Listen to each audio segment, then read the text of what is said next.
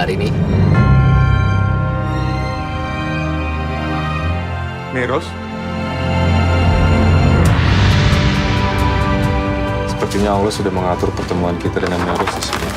Gila ya. Ada lebih dari 10.000 kota yang bagus di dunia ini. Kenapa mereka bisa ketemu di Budapest coba? Itu namanya takdir, Har. Takdir buat poligami lagi.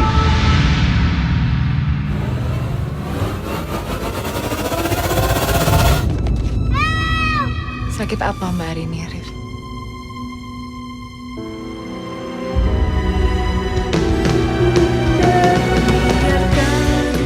Aku mau kamu menjadi ibu Nadia dan pendamping Mas Pras.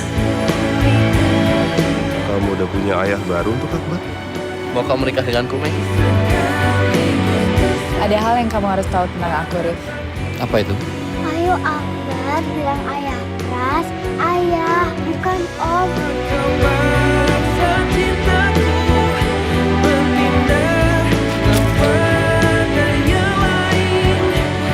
Bunda ingin menantu Mei jadi bundanya Nadia kan? Masa lalu kamu dengan Mas Pras. Itu punya kamu.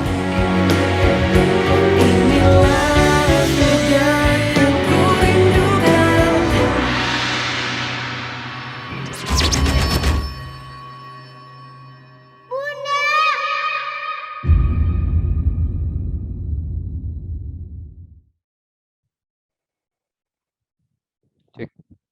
Assalamualaikum warahmatullahi wabarakatuh.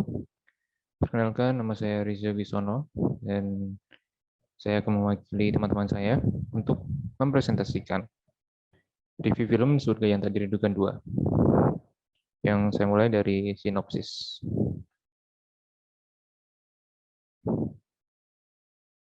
Oke, sinopsis. Dalam film kedua ini menceritakan kesuksesan Arini sebagai seorang penulis yang memiliki banyak penggemar di luar negeri, yang membuatnya berkesempatan pergi menemui para penggemarnya di Budapest. Di sana justru Arini dipertemukan dengan Meros, yang sudah memiliki kehidupan mandiri dengan Akbar. Meros juga telah menjalin hubungan dengan seorang dokter yang masih keturunan Indonesia, yang juga merawat Arini karena Arini menderita kanker rahim. Dan saat di Budapest, kanker tersebut kambuh dan sudah dalam kondisi stadium 4. Keinginan Arini adalah mengembalikan Meros pada Pras, menggantikan posisinya sebagai ibunda Nadia. Padahal saat itu Meros hampir mengambil keputusan mengajukan gugat cerai kepada Pras. Meros istri Pras dan Mas Pras tidak pernah menceraikannya. Aku ingin dia menggantikan posisiku, ucap Arini. Dengan penuh keikhlasan, meski Pras tidak mau dengan keputusan Arini, namun skenario di film ini benar-benar membuat tokoh Arini meninggal. Akhirnya Pras pun harus menerima kembali bersama Meros, hidup dengan kedua putranya, Nadia dan Akbar. Yang berikutnya yaitu unsur intrinsik dari film Surga yang Tak Dirindukan 2.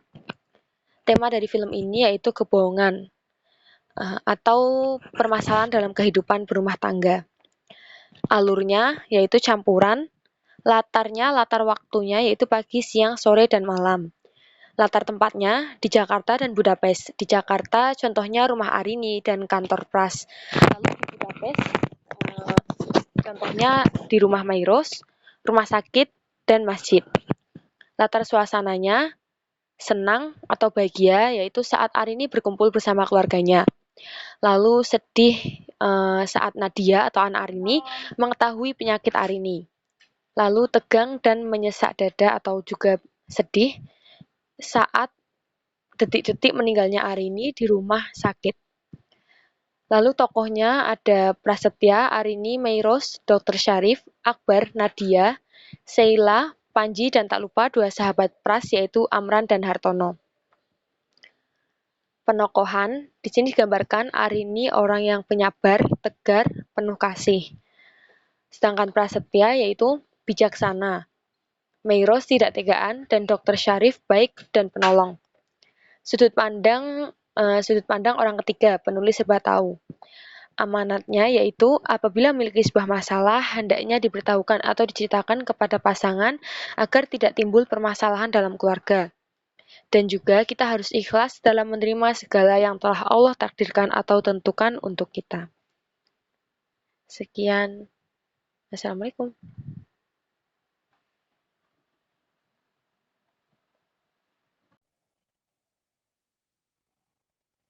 Assalamualaikum warahmatullahi wabarakatuh.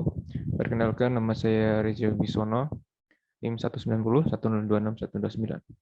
Saya akan meneruskan presentasi dari review film Surga yang Tak Dirindukan 2. Saya mulai dari latar belakang masyarakat. Dalam film Surga yang Tak Dirindukan 2 ini mengambil permasalahan poligami. Dalam pandangan masyarakat, poligami merupakan suatu hal yang sensitif, di mana ketika melakukannya, harus ada kerelaan dari seorang istri untuk mau berbagi suami dengan orang lain. Selain itu, menceritakan tentang seorang penyintas kanker, di mana karakter utama ini digambarkan mengalami kanker rahim. Dan beliau digambarkan sangat kuat dalam menghadapi cobaannya. Lalu yang kedua adalah latar belakang penulis. Film ini berasal dari novel berjudul yang sama, yaitu Surga yang Tak Dirindukan juga, yang ditulis oleh Asma Nadia, lahir di Jakarta 26 Maret 1972. Beliau dikenal sebagai pendiri forum lingkar Pena dan manajer Asma Nadia Publishing House. Ada beberapa karya yang bernuansa Islami juga yang diangkat ke layar lebar. Di antaranya ada Assalamualaikum Beijing, Emak Ingin Naik Haji, Rumah Tanpa Jendela, dan Surga yang Tak Dirindukan ini.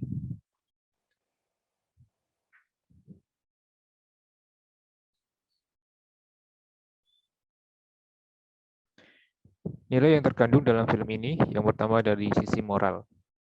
Dan moral dalam hubungan manusia dengan manusia lain dalam lingkup sosial, termasuk hubungan dengan lingkungan alam, terdiri atas berpikir positif, menolong sesama, cinta kasih sejati, membantu yang lemah tanpa pamrih, saling menghargai dan saling mengenal. Sedangkan nilai moral hubungan manusia dengan Tuhannya terdiri atas pasrah dan menurut kepada Tuhan, berdoa atau memohon kepada Tuhan, dan bersyukur kepada Tuhan. Yang kedua adalah nilai religius.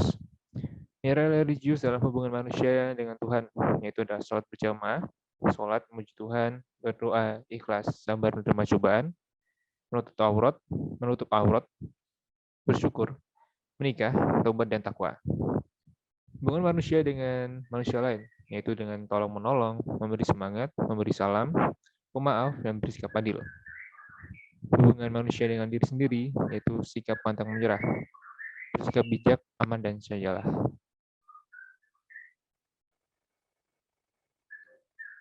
Sekian presentasi dari kelompok 8. Assalamualaikum warahmatullahi wabarakatuh.